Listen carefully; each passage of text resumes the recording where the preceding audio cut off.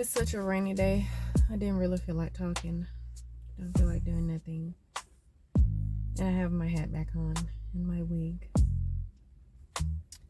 So I'm back to talk about what you need to do or what you should have before you even stretch your mouth to talk about buying a house. This is the not so nice way, but it's the nice way. I'm gonna be nice about it. But the last video, part 1, I talked about 1, having cash on hand. You need cash. Number 2, low debts. Don't need to have a whole lot of debt for the lender or potential lender to uncover, because they're not going to be happy about it. All right. Number 3, you need to have your credit score in a good space. And 580 is a safe space if you have down payment money. All right. If you don't have down payment money and you're looking for down payment assistance, as well as one of the USDA loans, you want to shoot for I'll say 640 to be on the safe side. All right. Just do what you have to do. 620 is what they're looking for with the FICO. Look at my last video. I'll break that down just a little bit, but yeah, you need to be at a space near the higher 600s. All right, not like 600 or 605, 620, 640-ish, 700 get you in the gate, period. Won't even have a lot of talking unless you got a lot of weird debt going on. So the next 2 really good things that you could prepare yourself to have or do would be have stable income. Most lenders need to know that you are going to stay employed. Or if you run a business, you need to be showing that this business has been successfully running and providing you income for a decent amount of time. And when I say decent, with the job, you're looking at 9 months plus. Majority of them are looking for 2 years plus. If you're self-employed, 2 years plus with the funds to prove it and show it. That's if you're looking for financing. So yeah, that's the question answered. I have heard realtors say 6 months and it's total crap, because yeah, I had a client get denied, and yeah, it's not gonna happen. You need 9 to 2 years. I'll say, let's just be on the safe side. 2 years. If you haven't been working 2 years, if you can't hold a job for 2 years, you ain't no good. You're not a good candidate for a home, to purchase a home or get a $200,000+ loan. Like, why would they trust you with a 30-year mortgage if you won't keep your job for 2 years? Sorry, not to be mean, but that's just real. Because there's so many people that this is gonna weed out some people.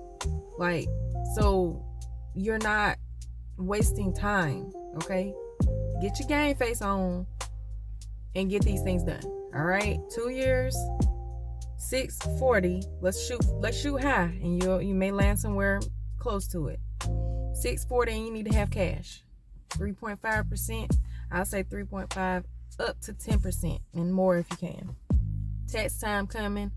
It is almost Christmas. I can't believe it.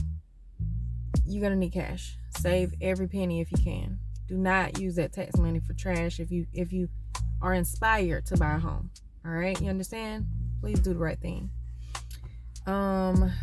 We already talked about low debts. More cash. All right, let's just have cash. Closing costs, and I'm gonna give you a breakdown on that too.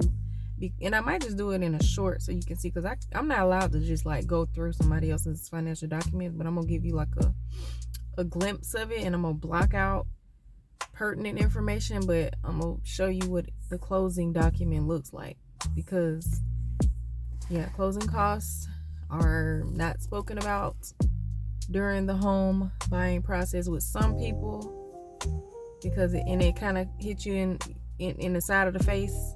At the end of the day, I don't work like that. I need you to know what you're about to get into. So yeah, more cash. Bonus, key documents would be wonderful if you have that.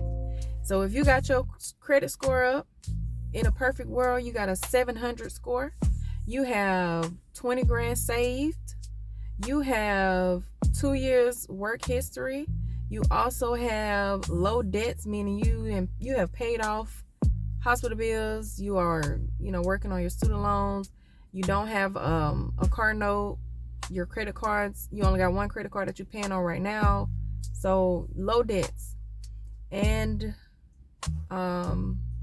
you still have another nugget, save, like 2 savings accounts. I don't know, maybe you don't, whatever the case, you're gonna have some savings. If you got all that, go ahead and gather these documents.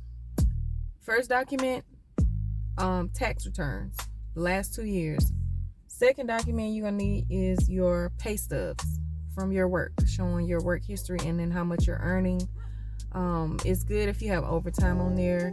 It's also good if you have a consistent, pay amount, or if it shows that you got a raise, or that you get consistent raises like every year or something like that. It looks so good to a lender because it's promising. Like, okay, of 2 years, they've consistently made more money. They've been consistently going to work. They've been consistently bringing in 40 or 50 hours, whatever. This is a good candidate for a home loan. Pay stubs. And then the last document you may want to have with you when you decide to have that conversation with either a realtor or a lender is a bank statement. Maybe the last 3 months would be good just to have it.